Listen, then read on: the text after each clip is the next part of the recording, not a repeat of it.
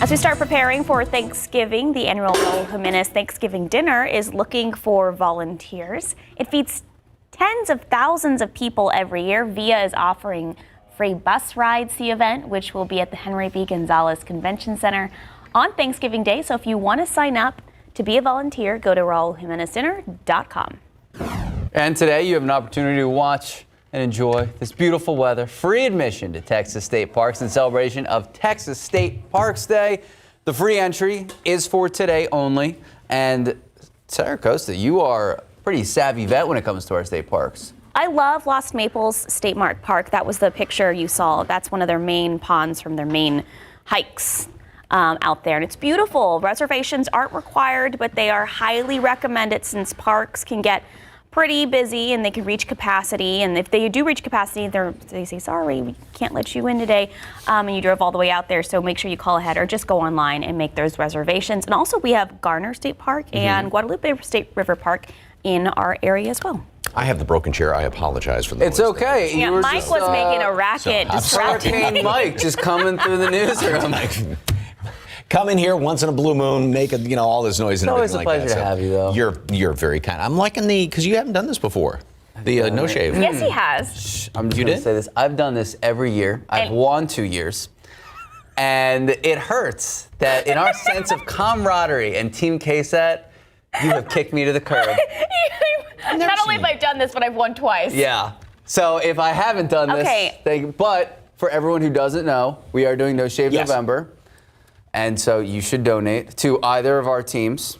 And the nice thing is, we're having little competitions with everybody here, but it all goes to, But can I just say what you texted Max and I yesterday about what Max looked that he looks very. What was the word you used? The ladies would think he looks very handsome. I think we should talk about the weather before Sarah gets in trouble. We do have some fog out there, and this is what it looked like yesterday. Thanks for throwing me under the bus there, anyway, and this is what it looks like, especially off to the east this morning. Now, in this picture, absolutely gorgeous. Got a few high clouds out here as the sun is coming up, and it's going to actually break over the horizon right about 10 minutes till 7. We do have a dense fog advisory for our eastern counties, just basically cut the viewing area in half. This is up until 10 o'clock this morning, so it is definitely going to be stubborn fog. As you saw out there's nothing out at the airport right now looking off to the east, a little bit around New Braunfels, but then it really starts to thicken up further to the east. Gonzales, Beeville, Austin, just about 1/8 of a mile as of right now. And so as the morning rolls on, and we do have, when I was walking into work this morning, some clear skies out there with all this humidity, and as temperatures try and drop, that's why we see some of that fog. So it will start to drift its way a little bit further to the west and in toward the I-35 corridor throughout the morning. Temperature is steady for the next couple of hours. 60 at 9 o'clock. We are going to keep a lot of clouds around, kind of like yesterday, but it was a beautiful day yesterday. I mean, gorgeous blue skies, just kind of, smattered in and amongst all those clouds. And by noon, up to 74, top off at 80.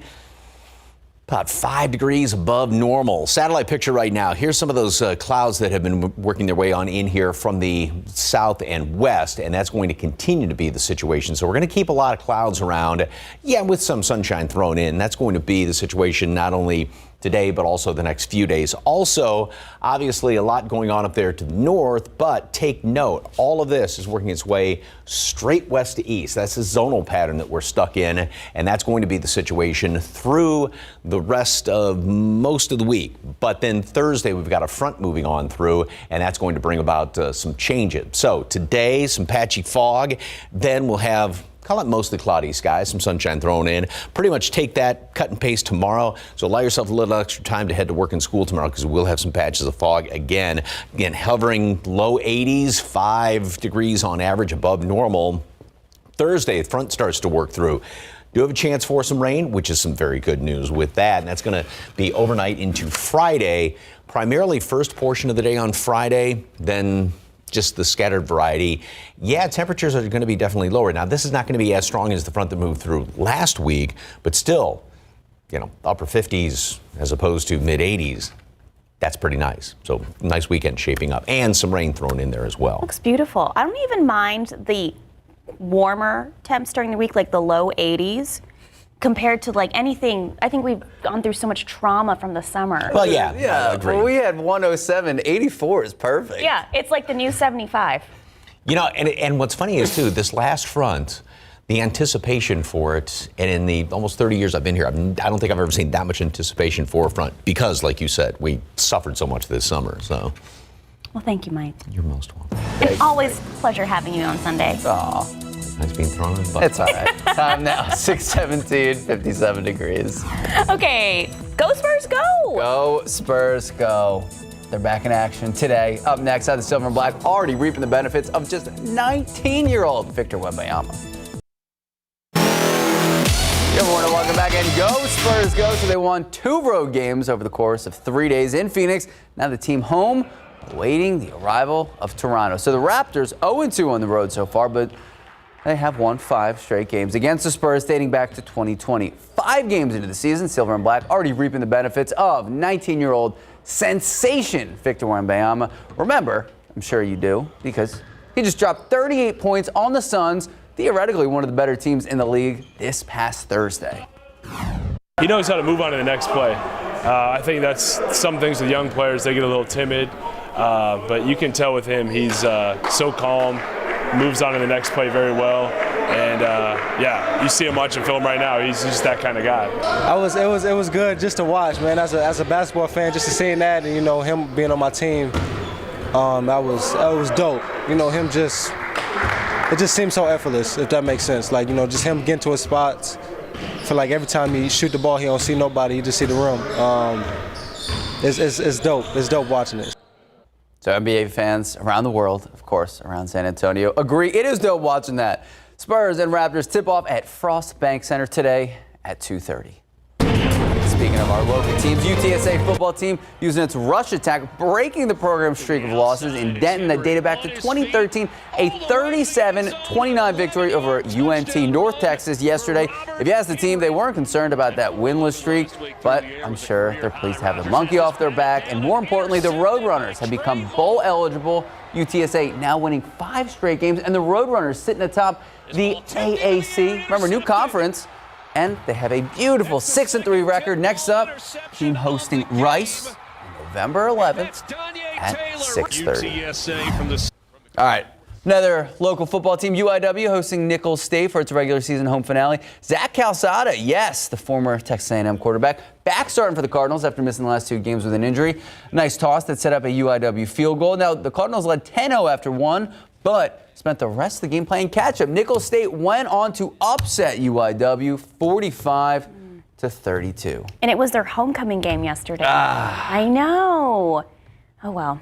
Yeah. Hey, but go Spurs, go. Go Today Spurs, at go. 2:30. I'm excited. It's an afternoon game. I know. We got to get tickets to an afternoon game. We do. Yeah. Okay, I'm going to start looking up. Okay, and use I'll- all your sources. And I'll coordinate with Paige Okay. to get a good time. All right. Time now is 6:23, 57 degrees. A lot of people love the fall back time change because, of course, it gives them an extra hour of sleep. We did enjoy that.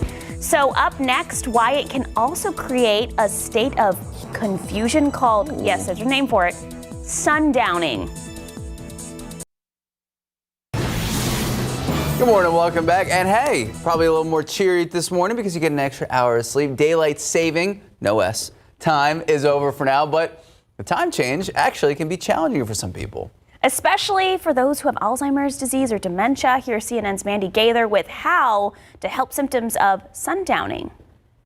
It's time to fall back, but the changing time can create confusion called sundowning among those who have dementia or Alzheimer's disease. They have a lot of damage to their brain, so their brain is not working as well as it used to. Sundowning symptoms can include difficulty sleeping, anxiety, agitation, hallucinations, pacing, and disorientation, says Dr. Douglas Shari with Ohio State's Wexner Medical Center. You have less sensory input when the sun goes down. This is what the sundowning term refers to. When the sun goes down, things get darker, there are more shadows, you can't interpret or process as well as you used to. There are ways caregivers can help, Shari says, to keep a predictable routine. Go to bed, get up, and eat at the same times each day. Next, plan activities during the morning and early afternoon so they'll be sleepy at night. Limit daytime napping, caffeine, and sugar. Turn on a nightlight to help reduce agitation that may happen when it's dark. And make sure hearing aids and glasses are close by to avoid additional sensory deprivation. If sleep isn't coming easy, talk to a doctor about ways to help get those Z's, like the use of melatonin. If the caregiver is not getting good rest because the patient's up all night, then subsequently the patient may not be getting the best care, from a sleep-deprived caregiver. For Health Minute, I'm Mandy Gaither. Time now, 6:28, 57 degrees. U.S. Secretary of State Antony Blinken meets with key Middle Eastern powers at a summit regarding the Israel-Hamas war. Up next, why Israel's prime minister is saying his country is going out of its way to prevent civilian casualties.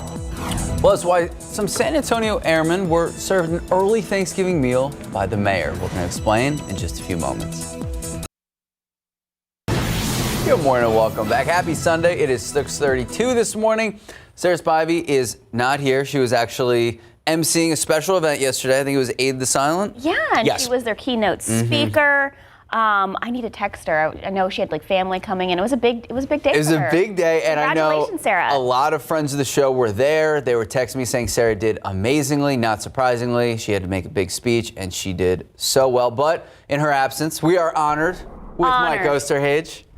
Do my best to fill her shoes. So anyway, Ursula was there last night. Also am doing some emceeing duties as well. All right, right now, as you can see behind me, the sun's coming up an hour earlier, normal times, what it should be. And it is absolutely gorgeous out there as of right now. We've got temperatures. And of course, is my little thing going to work for me? I guess not. We don't have AR set up. Let's just go to some of the fog around the area right now. And you can see not really too bad here in town because we've got a beautiful sunrise, but notice how now we've started to see some of this fog over there in Randolph. Visibility is down to 5 miles, 8 miles at New Braunfels, and then you go up to Austin. You've actually improved. It was an eighth of a mile, now just a quarter of a mile down around Beeville as well. And we are going to continue to keep this fog around throughout the morning. Hill country is going to be fine, but it's just going to be kind of right here along the I-35 corridor. So, seeing some at Randolph right now. We'll see some here in town, just little patches here and there, but the majority of it obviously well off to the east.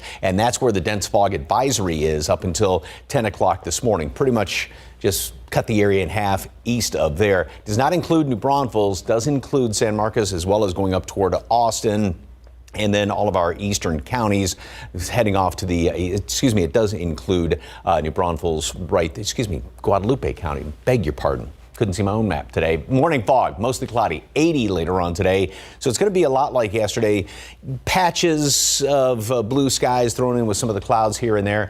Pretty much cut and paste that for tomorrow. Morning fog, plenty of clouds, 5 degrees above normal on average around the area. Should be mid-70s right now, and that's going to be the situation even going through the middle portion of the week. Very warm, very humid, and plenty of clouds around here. Then Thursday, we get the front moving on through, so that's going to bring us some rain chances. Temperatures will be closer to normal on Thursday, and then it will be cooler for the weekend. Now, this front's not going to be as potent as the one last week, but it'll be a nice break from that warm and humid weather. So how long can we expect rain? Details on that coming up in just a couple of minutes. Sarah, Max? Thank you, Mike. San Antonio firefighters were able to put out a fire at a northeast side home overnight. It happened at 2 this morning in the 4900 block of Dara Lane. That's not far from Nacogdoches and Higgins. Firefighters got there and found the home full of smoke. They found the fire in one of the rooms and were able to quickly put it out. Everyone inside, including the family dog, were thankfully able to make it out safely. Well, early voting is over, meaning you do have one more chance to cast your ballot. That's going to be this upcoming Tuesday. Just scan the QR code on the screen. We have a complete breakdown, everything you need to know that you can vote on. We also have information on polling places, what you need to know before you head out there. This year's ballot does not have federal government positions on it, but there are a few local seats up for grabs and more than a dozen Texas constitutional amendments that you can vote on. Thousands of people are flocking to New Braunfels for Wurst Fest this year. On top of the fun and eccentric outfits, there's a focus on safety. The president of Wurst Fest, David Huddleston, pointed to each of the gates at Wurst Fest and the technology in place to make sure each guest isn't bringing in anything that could do harm to someone else. Last month, the shooting at the Texas State Fair sent attendees running in fear. Huddleston says they took what happened there as an opportunity to learn and run new safety scenarios to make sure it doesn't happen here. We used that as a practice lesson here and went over various procedures and what to do in response. And we are using the latest in technology. It's not the old thing where it just sets it off if there's something there. Now it'll encapsulate and show you a picture of the guy and where it is on their body. Huddleston says they are partnered with local law enforcement in addition to its own security committee to make sure every night at Wurst Fest is a safe one. The U.S. Secretary of State Antony Blinken meeting with key Middle Eastern powers at a summit in Jordan. As CNN's Rob Kirkpatrick reports, the Israeli military again called on Gaza residents to move south as it focuses its offensive against Hamas in Gaza City and northern parts of the enclave. America's top diplomat joined Arab leaders and foreign ministers for a high-stakes meeting on Saturday as the Israel-Hamas war rages on. But Secretary of State Antony Blinken was at odds with Arab partners as he emphasized again U.S. opposition to a ceasefire. It's our view that a ceasefire now would simply leave Hamas in place, able to regroup and repeat what it did on October 7th. Calls for a ceasefire have grown after Israel admitted to targeting an ambulance in a medical convoy near a hospital in Gaza City on Friday that Hamas-run health authorities say killed 15 people. Israel claimed it targeted the ambulance because it was being used by Hamas. We're going out of our way to prevent civilian casualties, not only by asking civilians to move, calling them to move, arranging a place for them to be which is safe. It cannot be justified under any pretext, and it will not bring Israel security. It will not bring the region peace. Blinken said the meeting with Arab leaders was productive, and all parties are committed to working together on the issue. We may have different views and positions on certain necessary steps to achieve that objective. But today we reaffirmed our individual commitments to continuing to work toward that end, an end that we share. I'm Rob Kirkpatrick reporting. Well, an international manhunt has been launched. It's now underway after a missing woman was found dead at the Boston airport this past week. Massachusetts police say Kevin Cange got on a plane to Kenya after Margaret Mbutu was actually found dead at Logan International Airport on Wednesday. Police say that the pair did know each other and that the woman's death was not a random act of violence. Massachusetts officials and Kenyan law enforcement, they are in contact, working together collaboratively, trying to find this suspect. In Virginia, new developments in the lawsuit filed by an elementary school teacher after one of her students is accused of shooting her. A judge in Virginia says Abigail Zwerner's suit can move forward. Zwerner is suing the Newport News School Board and administrators for $40 million. She taught first grade at Rich Neck Elementary School, and last January, one of her students allegedly shot her in the hand and chest. Zwerner's suit claims the school ignored warning signs and were aware of the student's history of violence. The school board attempted to get the lawsuit thrown out, saying the state's workers' compensation provision should cover her claims, but the judge rejected that argument. Well, the age of getting paper statements from your bank, well, could be over for at least Citibank customers. Customers are getting warnings from Citibank saying they're going to be losing access to their online accounts if they don't go paperless. A Citigroup representative says it's all part of a beta program that was rolled out to some select customers. More banks and more credit card companies have pushed customers to go paperless, which they argue is good for the environment and, well, let's be honest, it's better for the company because they have to spend less money. Roughly 2/3 of credit card customers subscribe to paperless billing. Well, diabetes is the 8th leading cause of death across our country. November is Diabetes Awareness Month, a time to educate ourselves and our community about the risks, the challenges, and of course, prevention. Diabetes is especially prevalent and problematic in and around our San Antonio community. Joining us this morning, Dr. Carolina Solis Herrera, the Chief of Endocrinology Division at UT Health San Antonio. If you have any questions, comments, concerns that you want to ask the doctor, well, you can submit those questions right now. Just head to the leading essay section of KSAT.com. Then join us at 8 a.m. for a full conversation. Some San Antonio airmen were served a Thanksgiving meal yesterday by Mayor Ron Nirenberg, the Bexar County Commissioner, and a few other honorary Air Force commanders. Around 2,400 active and reserve airmen were stationed at GMSA Lackland. Those honorary commanders and other community leaders donned their chef hats and aprons and served those who serve us an early Thanksgiving meal as a thank you for their service. Of course, time now 6:41, 57 degrees. Let's take a look at that sunrise, or is the sun completely up? Oh, it's up at 6:41 this morning. That's all about our fall back time change. Mike will have our forecast when we come back. Good morning, welcome back. Hopefully we have more people join us this morning because they got an extra hour of sleep. Yes, indeed. Hi, welcome. Come back. Forgot to set your clocks. You're going to be really early for everything this morning, so about an hour early. But yeah, it is. It's a beautiful start, and this is going to be great, especially in the mornings for kids going to school too. So you know, it's not as dark because the sun wasn't coming up until about 10 minutes till 8 almost. So Which was a little weird. Yeah. So it's just about to peak over the horizon. Then yesterday, of course, you know, we had sort of that mixture of sunshine and clouds out there, and of course, a lot of moisture upstairs in the atmosphere, and you get these halos, these sun dogs, a lot of folks call them, and it's just because they're little, almost microscopic, not quite that small, but tiny ice crystals up there, and they act like prisms, and so it basically forms a rainbow around the sun. So it's really pretty to see, and got a couple more of those shots coming up as well. All right, speaking of sunrise, absolutely gorgeous out there, and again, it's not quite over the horizon yet, but it will be shortly. Now, folks off to the east may not see the gorgeous sunrise because we do have dense fog advisory in effect till 10 o'clock for our eastern counties. Visibility now at Randolph is down to 1/3 of a mile, so that's been dropping off. Just 10 minutes ago it was about 5 miles it had dropped down, so it's getting really thick here in eastern Bexar County. New Braunfels not bad. And then you go further off to the east, 5 miles Gonzales, 1/4 mile in Austin. So again, this is starting to work its way to the west somewhat. You want to watch out those low-lying areas, even though, like for instance, in this map that there's nothing being reported at the airport or Port SA. There's a lot of those low spots here and there where you might see some of this fog try to form up. So that'll be the situation throughout the rest of the morning. Light jacket's not a bad idea just because with all that humidity, it's sort of that damp chill.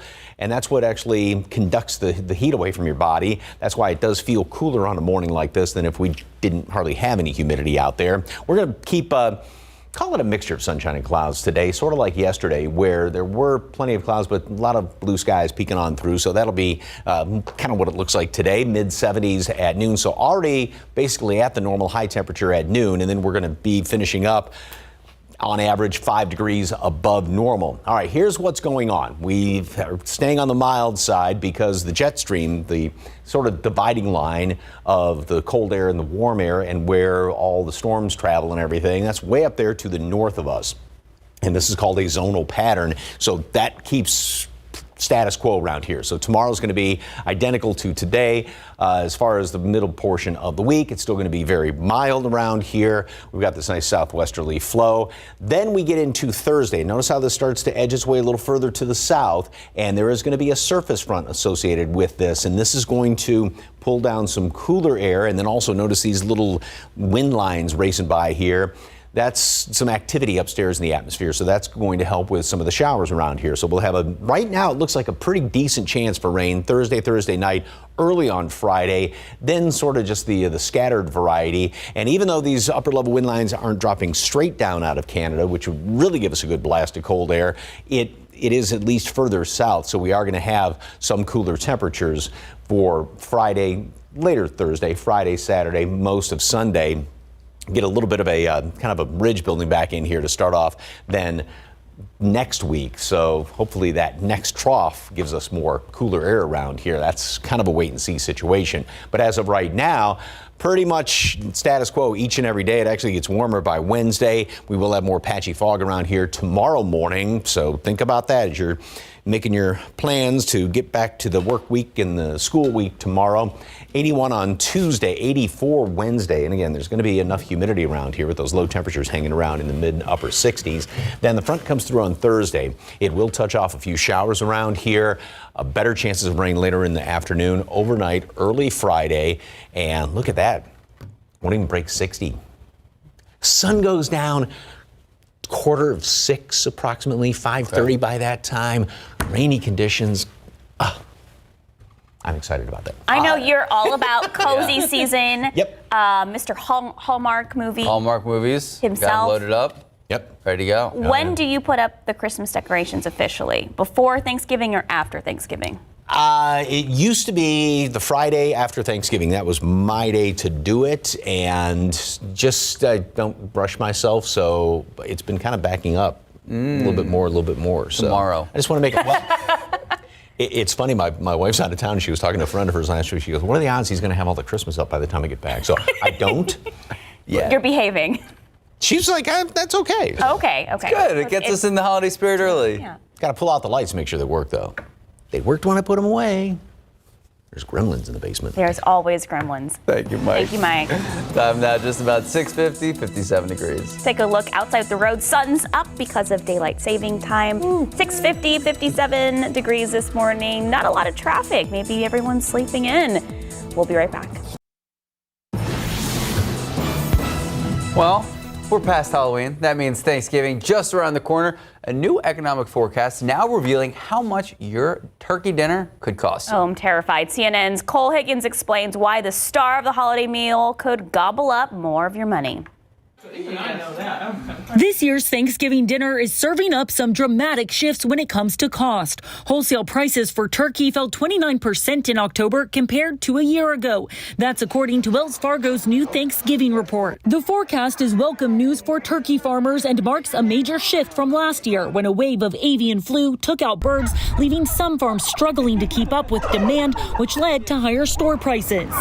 This 2023, the Wells Fargo Agri-Food Institute says farms added 2% to 3% additional birds. And that robust supply plus a drop in the cost of refrigerated trucks to move supply from farm to store are contributing to the price drop. But get ready for some sticker shock because the rest of the meal will cost you more. Everything else around it, all those side dishes, choose to spend wisely and shop wisely where you can. According to the Wells Fargo forecast, canned cranberries cost almost 60% more compared to the same time last year. So opt for fresh cranberries instead, which cost about 20% less compared to last year. And right now, production costs for canned pumpkin are 30% higher this year from last year. Russet potato prices are at an all-time high, with prices up 14% from a year ago. So consider going for sweet potatoes instead. Store prices are only up about 4%. To trim costs, experts recommend scaling back. Do you really need all that stuff? Who is actually eating this? Do we have a dish that maybe only gets 2 or 3 bites? Scrap it. For Consumer Watch, I'm Cole Higgins. I'm hungry. I know. That was rough to watch because now I just wanted turkey dinner. All right, time now 6:55, 57 degrees. Here's a look at what's coming up on Good Morning America. Is it? Or we could just take a look outside with the roads. Hey, there's the sun. It's up because of daylight saving time. We'll be right back. Good morning to you. So good to see you on this Sunday morning. Coming up here on GMA, for the first time since the war began, ABC News went into Gaza, embedding with the troops from IDF. The first time they've taken journalists into the war zone since the war began. We're going to have more ahead on that. And rescue and relief operations in effect in Nepal after that deadly earthquake that shook its northern region on Friday, with thousands left homeless. What we're still learning about the impact there. And finally, back home, why some retailers are ready extra early this year for the holidays and why it could be great for consumers. It's going to be fun. That's all ahead right here on GMA. We'll see you soon. Well, back here at home, it is that time of year. The Rotary Ice Skating Rink is coming back. It opens November 17th at Travis Park. Admission's $15, but military and first responders get in for $10. This is the only outdoor ice skating rink in San Antonio. It's a huge hit. I know this year they have so many events planned for the public. I'm excited. we're going to have to get out there. I've never been. Oh, It's a lot of fun. It is a lot of fun. Okay, we're going to plan a trip. All right, beautiful sunrise this morning as the sun is coming up when it's supposed to. Of course, a lot of fog around the area. Look at that. Randolph is down to 1/8 of a mile, 2 miles right now at New Braunfels. Plenty more off to the east. This is going to continue to drift sort of to the west a little bit. We do have the dense fog advisory up until 10 o'clock this morning. 56 right now. High temperature today makes it up to 80. And we'll keep a fair amount of clouds around here as well. And then going into the next 7 days, not much really changes. Fog tomorrow morning, by the way, but we do have a front coming through Thursday with some cooler temperatures and some rain.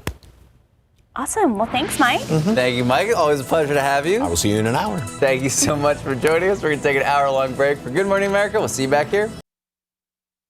Live from KSAT 12. Good Morning San Antonio starts right now. The scanners which come in, it is our goal to provide a very safe environment here. Wurstfest has kicked off, and we'll hear from the president of Wurstfest on how they're keeping visitors safe following that shooting at the Texas State Fair last month. And taking a live look out at the Alamo City, it is bright this morning. We're a little cheerier too because, hey, we got an extra hour of sleep thanks to daylight saving time. Mike Osterhage joining us bright and early this morning for your full forecast in just a few moments. For now, good morning. Good It is morning. 8 o'clock. It is Sunday. It is November 5th. Yesterday, we had the pretty pervasive fog to start the morning. It ended up being gorgeous out there, though. It was a beautiful day. I spent all day outside gardening, walking my dogs.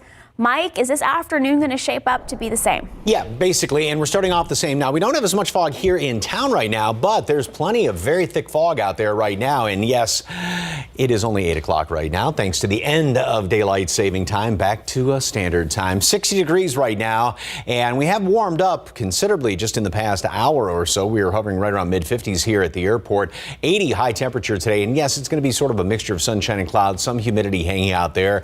The aquifer, yesterday's reading, the updated one hasn't come out yet for today, up almost a half a foot, so we'll take that. And allergens, mold is just on the low side. Take a look at some of the visibilities, and Randolph still a lot of very thick fog, just 1/8 of a mile, quarter mile now at New Braunfels. So the fog is continuing. Now look at that, it's almost like a distinct line right here when you look at the airport looking off to the east, but just out there toward New Braunfels going up I-35, you're going to run into a lot of that thick fog further on out to the west as well, where we have plenty of this fog that is showing up out there. If I can get my little machine to click right here. Let me grab just another clicker and see if this one will work for me. Nothing's here. I'll do this.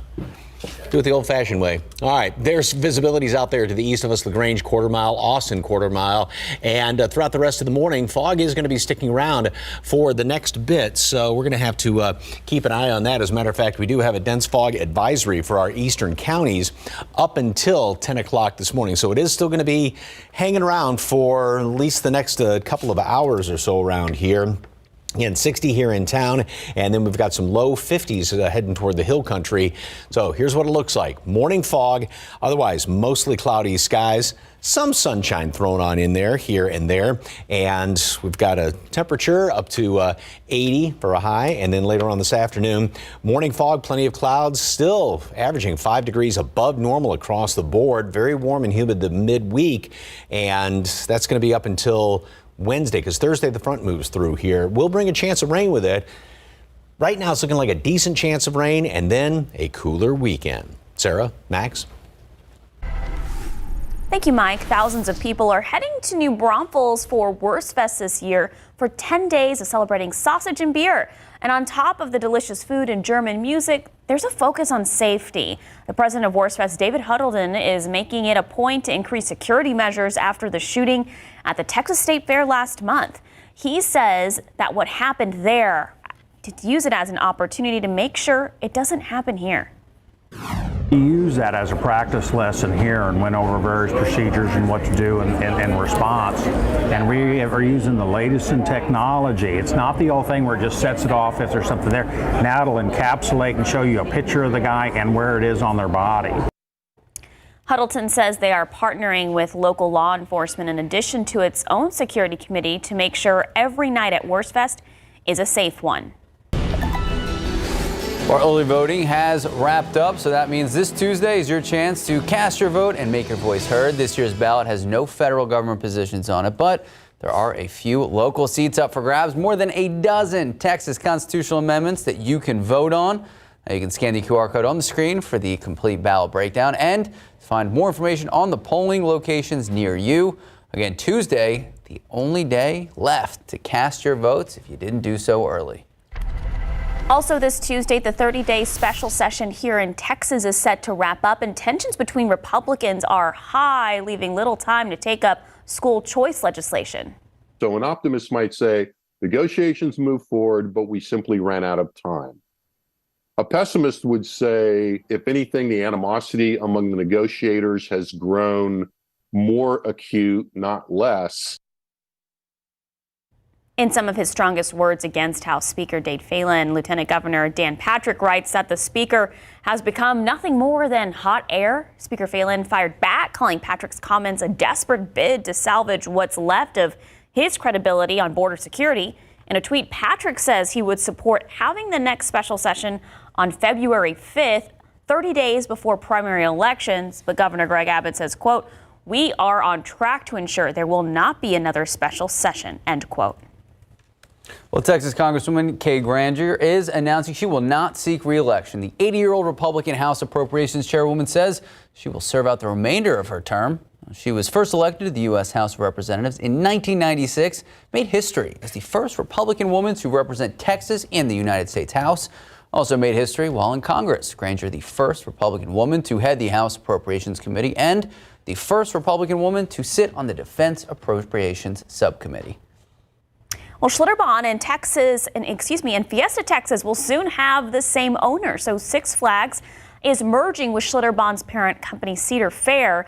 The $8 billion deal will bring 27 theme parks and 15 water parks in 3 countries under the same ownership. But the flags will continue to fly high over Texas.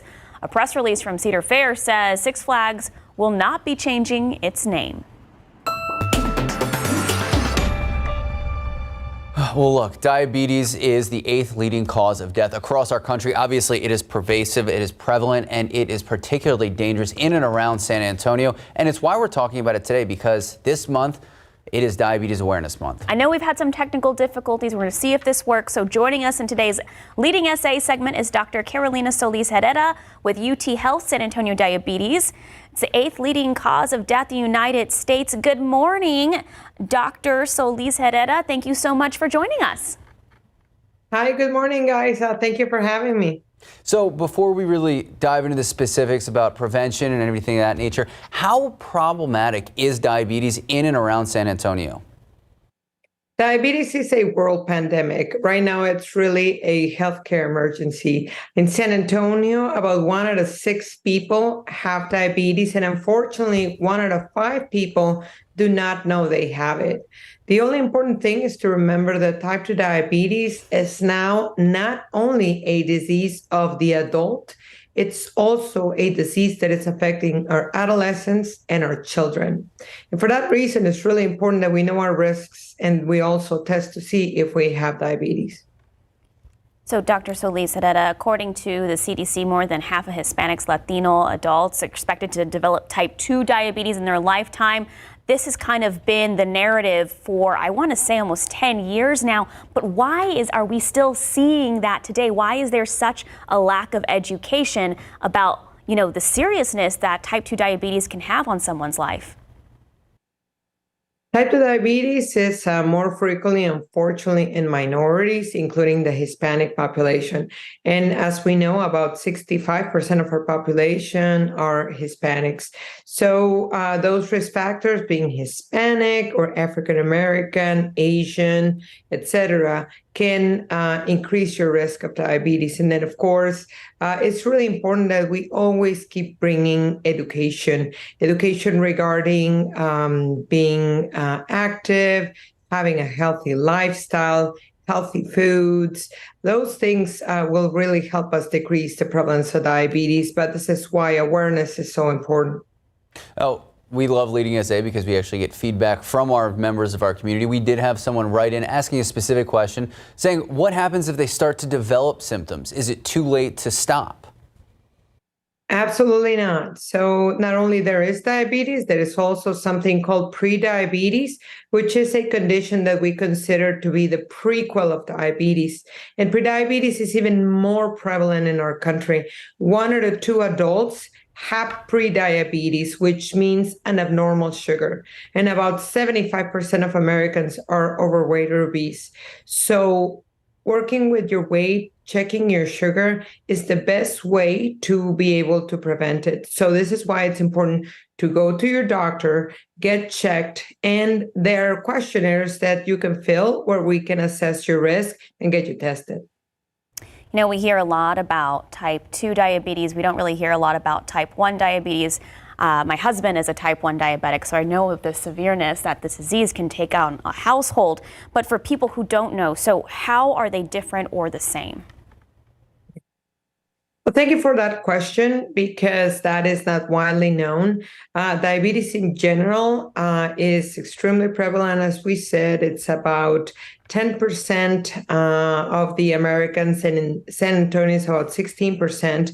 But type 1 diabetes is a completely different disorder. It's an autoimmune disease where monoclonal antibodies, little antibodies, go to your pancreas and they start attacking your pancreas, the organ that produces insulin. And so you cannot produce enough insulin to lower your sugar. Type 2 diabetes is more associated with older age, being overweight, being sedentary, drinking too many sugar drinks. And then, of course, family is important, right? So if you have siblings, if you have parents with type 2 diabetes, you also have an increased risk. The other 2 factors that are important that we don't talk much about is if you had history of gestational diabetes, or if you had a large baby over 9 pounds, that puts you at a very high risk that in the next 10 years you can have diabetes. And this is why it's important to follow up with your healthcare provider. All right, doctor, last question for you. We know a lot of families watch this Sunday show. What should they know in terms of preventing diabetes or pre-diabetes for especially their younger children? So the most important thing is a healthy lifestyle. Improve your weight. Eat vegetables, green vegetables, non-starchy vegetables like broccoli, cauliflower, beans, lentils, and try to incorporate that in every meal. So having a good weight and good physical activity more than 3 times a week, 30 minutes, everything counts. So if you park a little bit farther, if you do a couple of flights of stairs, everything helps to keep you at a better weight and more physically active. Of course, detecting the symptoms, thirsty, hungry, losing weight involuntarily, are alarm signs that should prompt you to approach to your healthcare provider. November 14 is World Diabetes Day, and we honor it around the world with health fairs. So we will have one, our UT Gateway Clinic in Wurzbach and Fredericksburg, and you can come, assess your risk, and we can also test you for diabetes and give important nutritional advice regarding a healthy lifestyle. Well, Dr. Carolina Solis Herrera, thank you so much for joining us. And for all of our viewers, you can watch this interview in full later this afternoon on KSAT.com. Thank you, Doctor. Time now, 8:12, 61 degrees. Winter is coming, and San Antonio's coolest seasonal attraction is returning downtown to celebrate. We'll tell you all about it coming up. Ice skating and 61-degree weather. I'm here for it. We're going to check in for your full forecast with Mike Osterhage in just a few moments. Morning and welcome back. We are Military City, USA, and so for the whole month of November, military personnel can enjoy free admission to the San Antonio Zoo, and get this, up to 4 of their guests get 50% off. It's called Zoo Salutes, presented by USA. For more information, we have all that info. Just head to KSAT.com.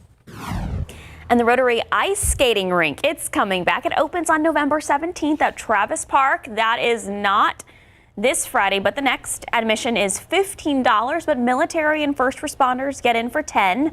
This is the only outdoor ice skating rink in San Antonio, and it's a huge hit with nearly 200,000 people lacing up to skate. I mean, like, you can skate. There'll be like 6. I remember at one point last December, it got up to the 80s. People still skating. I know they were really trying not to make it melt out there, Heck but yeah. Mike, did you make it out there last year? Yeah, we did a story out there. It's a lot of fun. Now, if it's a day when it's in the 60s and a little overcast, it's perfect. But you grew up north. Did you ever go skating in the wintertime outside? More so for like fun. Well, yeah. I didn't play ice hockey or anything. Me neither. But yeah, you'd stand out there and skating when it's on actual ponds. Yeah. Not ponds. Okay. Yeah. But Sarah Coase had a great line earlier. I was like, oh, do you ice skate South Texas? She's like, I do, but not well. That's where I fall in that category. No, I think you grew up in the Northeast. You got a little, little on me. Yeah, I can go around and. Can you go backwards? That's the real test. A little bit. Okay. Yeah, little bit. Not good, though. Anyway, no skating weather today. Beautiful evening the other evening for a nice little bonfire. This is over there in southeast Bexar County, and you can see some of the, these are our tall and TV towers out there in southeast Bexar County. Just got to mention, if you are going to do something like this, be very, very careful. Even though we have had some rain, it is still very dry out there, but can't you smell the marshmallows roasting on that fire? Thank you very much for that. All right. Beautiful view, but notice all this haze off there in the distance. You go a little bit further off to the east and you run into all that fog. Just 1/8 of a mile there at Randolph, 1/4 mile up in New Braunfels, 3 Gonzales, and then Austin has been having a lot of fog all morning long. So Kerrville's got a bit of it as well. So all this is kind of just sort of hugging I-35, if you will, as of right now. Dense fog advisory is pretty much along the I-35 corridor and then 37 going down to the southeast. This is in effect for the next basically hour and a half up until 10 o'clock this morning. Now, as far as the humidity, obviously when you have very high humidity out there, we had some clear skies overnight, and that combined with some other factors is why we're seeing some of this fog around here. The humidity is not going to be going anywhere anytime soon. We are going to keep it around throughout much of the afternoon. It's not going to be oppressively humid today, kind of like yesterday, but as we go into the next few days, humidity just kind of pumps on in here. So by tomorrow morning, that's going to help out with some more fog around the area, and the humidity does stick around going into the middle portion of the week as well. And that's going to do, well, a couple things. Make it obviously feel the humidity, but not going to allow low temperatures to get all that cool in the morning. So we are going to be staying well above normal. Unlike this morning, we were down close to a normal reading right around mid-50s. So we got some of that leftover fog around here this morning. 70 by 11 o'clock, 74 at noon, almost up to the normal high temperature by noon, 1 o'clock, right in that vicinity. Then we're going to top off at 80 later on today, which is averaging around the area 5 degrees above normal. And we will keep a lot of clouds around here and drop back down into the 70s by later on tonight. Now, jump ahead, because other than some fog in the morning today and tomorrow, each and every day is going to be pretty much the same. We're going to have a lot of humidity, like I said. Low temperatures will be definitely on the warm side, high temperatures up in the low 80s. But by Thursday, that's when the front starts to work its way on through here. So this is going to give us a chance for a few showers. Now, granted, long-range computer model tends to take a wide brush and paint in the rain chances. But I think as of right now, we've got some decent rain chances, especially overnight into early Friday morning. Still some of this rain hanging around throughout the afternoon, and then it will begin to taper off a little bit more. We might even have a straggling shower hanging around here, but it is nice to see that we are going to have another rain chance, because between now and then, I mean, other than perhaps a little bit of mist on the roads from some of the fog, that's about it. So not much changes between now and Wednesday. Front comes on through here. It will knock temperatures down, and this is not going to be as strong of a front as what came through early last week, but we'll take it, knocking those temperatures down into the 50s. And like I said, right now, some decent rain chances. Yeah, I watered all of my plants yesterday, because it was the first time I watered, in a week after that rain we got. But, water once a week now because of the cooler temps. Not as much evaporation. And plus, with some of the rain we've had, I'm seeing what's green grass instead of brown grass in my backyard. I had to cut my grass yesterday for the first time in like 6 months. I've got a couple little areas along a sidewalk where it's like, do I leave it go or cut it? So I may trim it just to make it look nice. So, well, thank you, Mike. Thank you, Mike. Time now 8:21, 61 degrees. If the dating apps aren't cutting it, we'll tell you how you can find your next boo with the help of a reality TV show. Sounds like my nightmare.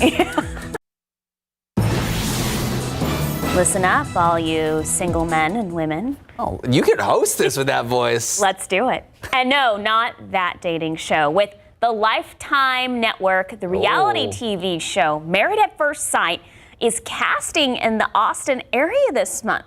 So you're looking at the 70-question questionnaire.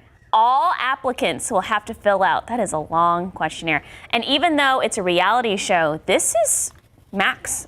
It's the real deal. Legally binding marriage. Yes. Okay, so you actually have to say I do. Yes, it's not like The Bachelorette where like they, have these like fake proposals and then they break up a month later. Oh, I didn't know that. Is there not always a happy ending? Max, come on. Okay, well, over the course of 16 seasons, 12 out of the 64 couples are still together. So I guess they got divorced afterwards? Wait, how many out of the 16, 12? Out of the 64 are still. Yeah, so not a great. Or you can probably get an annulment. They got a low shooting percentage here. So there are some success stories. We're already figuring out the annulment. If you do, I think the Spurs have a better 3-point percentage right now. If you do get married through the show, make sure to send those wedding pictures to KSAT Connect. Check out the article on our website. All right, Mike Osterhage with his hand raised in the audience. Is this the same show where, or is it a different one? Where they were sitting and talking to each other in the rooms but never saw each other? No, that's the Love is Blind. Love that's is Netflix. Blind. That's the Nick Lachey show. Yeah. That was Nick Lachey. Yeah, I mean, so you guys are so much more well educated in this. I didn't even watch it. I That's just right, knew. he and his wife. Yeah. Yeah, just asking for a friend. Did they meet on the show?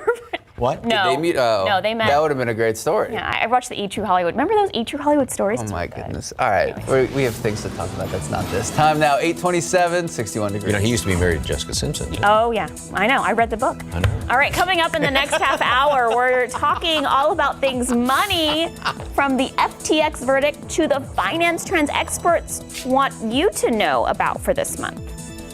All right, speaking of finance and speaking of money, let's win some money. Taking a look at these Lotto numbers. Pick 3, 5, 3, 8, Fireball 3.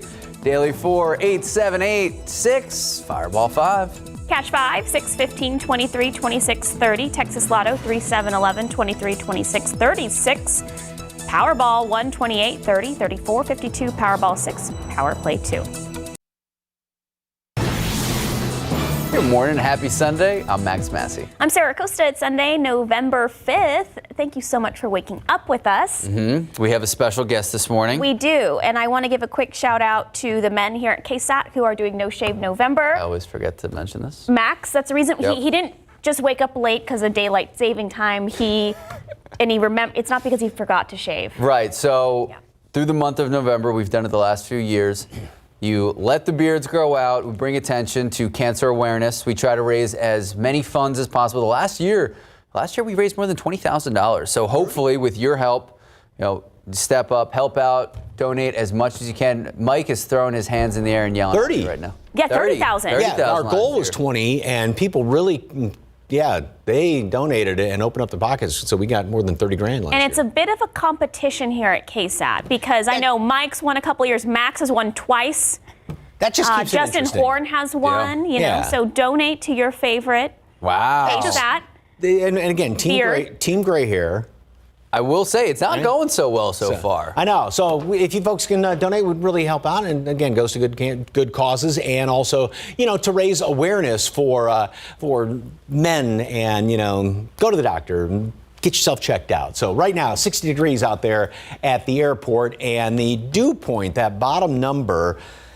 Easy way to describe it, measure moisture in the atmosphere, is at 57. So when these two numbers are kind of neck and neck, you don't have really any wind to deal with. And we did have some clear skies overnight. That's why we are starting to see some fog. All of a sudden out of the blue, there's Kerrville that has dropped down to just a quarter-mile visibility. But going up there, Bernie Stage, nothing in Hondo, nothing really at the airport, but Randolph's down to 1/8 of a mile. Zero visibility right now at New Braunfels, and then a lot more going up I-35 in toward Austin, further off to the east. And dense fog advisory is in effect up until 10 o'clock. Now, interestingly enough, it does not include Comal County or New Braunfels, but that doesn't mean, and just you look at Kerrville as well, so you don't have to be under the dense fog advisory to see some of this thick fog. Mid and upper 50s, some low 60s around the area, so we have warmed up actually about 5 degrees, and we're going to make it up to 80 later on. Now, I want to jump ahead to tomorrow because we're still going to have some patchy fog hanging around here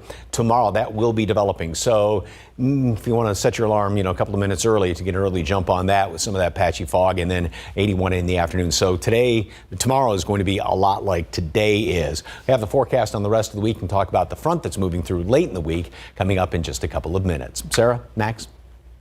Mike, thank you. New this morning, San Antonio police say a fight between 2 men and a woman overnight ended in a shootout. So it happened around 2 this morning in an apartment complex near Callahan Road and Culebra Road. Police say during the fight, one man pulled out a gun and shot the other man in the face. Police say the shooter sped off in a vehicle. Once they showed up, officers began to chase after him and eventually were able to arrest him. The victim was taken to the hospital in critical condition. And a terrifying night for a neighborhood, specifically an individual family. San Antonio firefighters working to put out flames at a home on the northeast side. Take a look. This is the aftermath that happened around 2 this morning near Nacogdoches and Higgins Road. Firefighters got there. They found the home full of smoke. They found the fire in one of the rooms. They were quickly able to extinguish it. Luckily, everyone who was inside, including the family dog, they made it out safely. Now to the latest in the Middle East. President Joe Biden says progress is being made on a humanitarian pause, something his administration is pushing for to get the hostages out and help into Gaza. Biden was seen giving a thumbs up after someone asked if progress is being made as he was leaving church.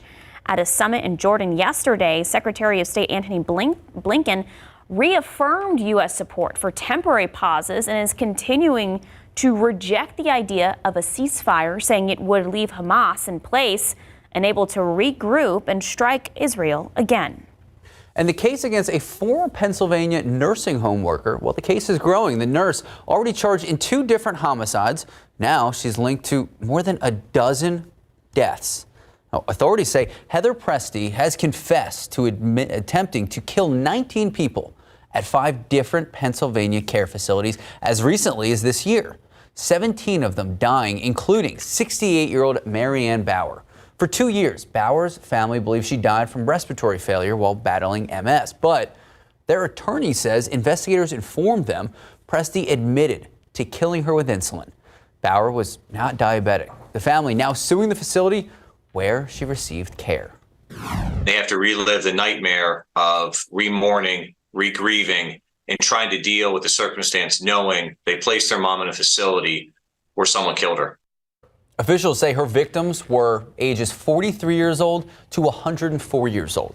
There's a criminal complaint alleging she would give lethal doses of insulin, quote unquote, during the night shift when staffing was lowest.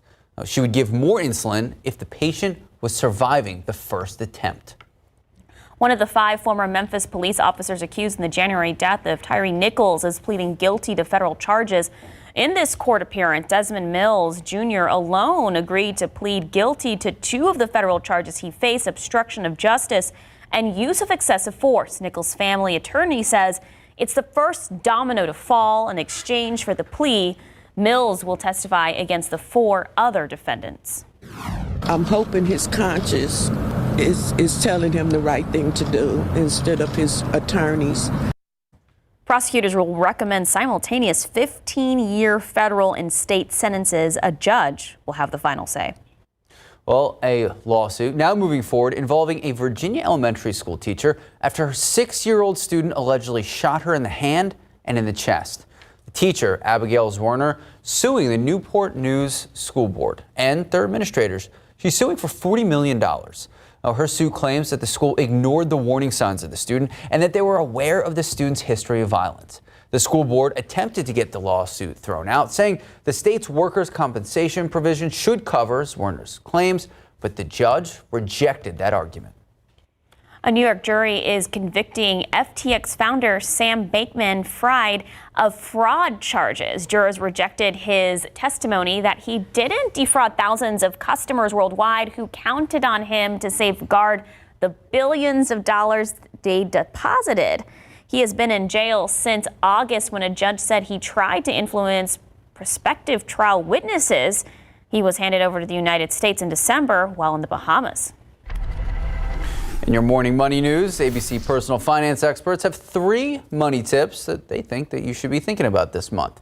Number 1, it is open enrollment season. We've been getting the emails throughout the last month, so pay close attention when you're reviewing your benefits. This year, the share of employees who were satisfied with their benefits, well, it fell from 64% to 61%. It's all good until you actually have to go to the doctor.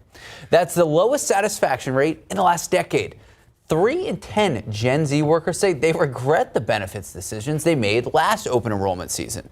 Almost half said they didn't understand how their benefits impacted their finances.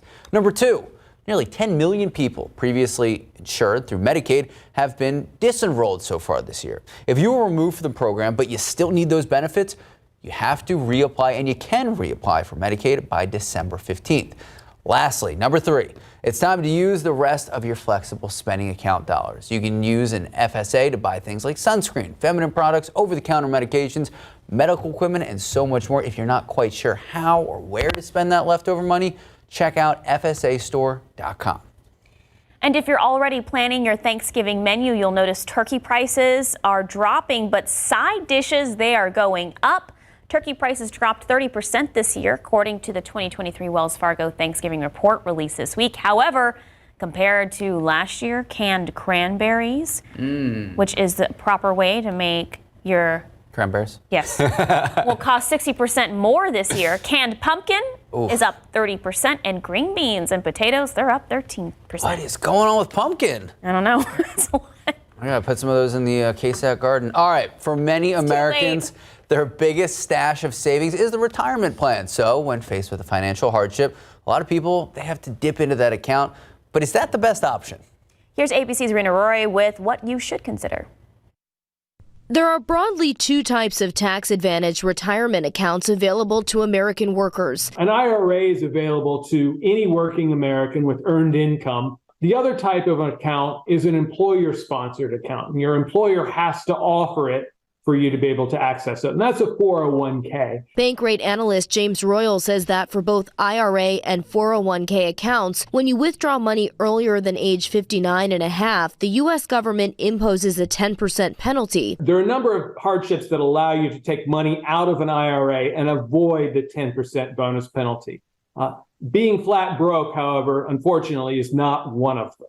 Qualifying hardships differ based on the type of retirement account you have, but you may be able to make a penalty-free withdrawal for medical bills if you're permanently disabled or have a terminal illness, if you're a victim of domestic abuse after a natural disaster, for your first home purchase, for higher education expenses, for debts owed to the IRS, and for payments to the other spouse as part of a divorce. But even if you can avoid the 10% penalty, Royal says you can't avoid the taxes, and he suggests only tapping into your retirement account if it's a last resort. So you take that money out today, and that might be a relatively modest sum of money, but you're losing the compounding over time that it could become. So if you took out $5,000 today, that could easily be $40,000 or $50,000 from your future self. Royal says there are some other options you can consider, like taking a loan from your 401k account or a bank or credit union, taking advantage of promotional credit card offers, and trying to get help from family and friends. The thing is, when you tap a retirement account early, the money comes out, but it really can't go back in. Rena Roy, ABC News, New York. And according to a new report by the Mercer CFA Institute Global Pension Index, the U.S. retirement system, well, it didn't score great, especially if you're a student watching this. You never want to get a 63 out of 100. I think that's a D. Not great. This is due to high inflation and an increase in people needing a second job. And this actually surprised me. This new data from Vanguard says millennials and Gen Xers are actually in better financial shape than boomers when it comes to saving for retirement. This is because more employers nowadays are automatically enrolling workers in a 401k savings plan. Interesting. Time now, 8:43, 63 degrees. It's Texas State Parks Day. After the break, we'll tell you why today is so important for Texans. And if you do want to go celebrate at your favorite Texas State park, Mike Osterhage is in, joined by a celebrity this morning. It's a big He's going to have your full forecast when we come back. Good morning and welcome back. It's a day Sarah Costa has been waiting for weeks. It is Texas State Parks Day, and that means all day today, admissions is free. visitors to any Texas state park. I should have waited. I went to Lost Maples 2 weeks ago, but this is an opportunity to connect everyone to our beautiful parks across the state. Photographer Alexis is at Government Canyon right now, so let's take a look. All right, what are we working with? Oh, that's beautiful. This is amazing. Well, today is actually, fun fact, the 100th year that Texas Parks and Wildlife have celebrated today. So Texas has more than 80 parks throughout the state to offer a wide variety of outdoor day use activities such as wildlife watching, hiking, camping, swimming. I just want to take note that these are not national parks. These are state parks. There is a really big difference. And it's recommended to get a reservation because these parks do fill up, especially Lost Maples out near Utopia. Make a reservation online, because this is about the time that the trees start turning red, so people go out there and the foliage. Yeah, they can fill up pretty fast. Heck yeah, and ahead of Veterans Day, park passports are available to veterans. We know Military City USA, so if you are watching, you're a veteran, you get a free passport. They're available at no cost. They grant free entry to all of our Texas state parks. So Mike, if people are headed out there today, what can they expect? Not bad. I mean, it's cool-ish this morning just because we do have some of that humidity hanging around here, but it's going to be kind of on the warm side. Make sure you do take some water with you if you are headed on outside. One of my favorites is over there at Enchanted Rock, and that's one you definitely need a reservation for too. All right, yesterday we saw one of these sundogs, I should say, that a lot of folks call them, and the 22-degree halo, technical term for it. But I love the fact that there's the reflection right there in Woodlawn Lake as well. So, and then the birds right in the middle of it. Thank you very much for that one, Mr. McClellan. All right, got some clouds looking off to the east, and look at all that fuzz right there along the horizon. That's where the thick fog is. Randolph's down to 1/8 of a mile right now. New Braunfels has actually improved a little bit. It was down to 0, but that's now swapped out with Kerrville at 0 visibility right now. So it's just that one little spot right there in Kerrville, because the vast majority of all the fog is well off to the east. A lot of the TransGuide cameras over here in East Bexar County, going up I-35, going down 281, do show a lot of that thick fog. So if you are heading anywhere east, or obviously up toward Kerrville, do watch it, because there is some pretty thick fog. And with that fog, roads may be a little bit on the damp side. Of course, the dense fog advisory is in effect for basically the next hour up until 10 o'clock this morning. There may still be some lingering fog even after that, so you just want to watch out for that. And temperatures. So we are at 60 right now, continue to warm up fairly quickly throughout the day. Mid-70s today at noon. Then we are going to be up to 80 later on this afternoon. So averaging 5 degrees above normal. That's going to be the trend, and then some, even going into the middle part of next week. By later on this evening, of course, sun's going to be going down nice and early this evening, and temperatures won't drop all that quickly just because of the cloud cover as well as all of that humidity. So here's what's going on. We had that little bit of a trough that tried to move on through here. Didn't really do too awfully much. But what basically is happening is we've got this zonal pattern, which means the upper level winds are going pretty much straight west to east. You don't get really any changes around here for that. All the storm systems, anything, any rain, any snow is traveling right there along the northern tier of the United States. And for us, temperatures stay very steady. We've got all this humidity around here, of course, and we're staying consistently about 5, 6, 7 degrees above normal. That's the case going on in through the middle portion of the week. Wednesday is going to be kind of the peak day as far as temperatures are concerned. Then notice how the jet starts dropping southward a little bit, and this is going to help to push a surface front on through here on Thursday. So that's going to cool us down somewhat. We'll have more clouds around here and also some rain chances, and we'll continue to have, see those little white lines up there, the upper level winds that are moving along fairly quickly. That's going to keep the rain chances around. Thursday, especially Thursday night, early Friday, start to taper a little bit by Friday afternoon. Now, these upper level wind lines aren't coming straight down out of Canada, so it's not like it's one of those real big reinforced blasts of cold air, but at least it will knock temperatures down. Not as extreme of a front as what we had early last week, but we'll take it, because until then, we stay in the low to mid 80s around here. And it's going to be very humid, fogging in tomorrow morning.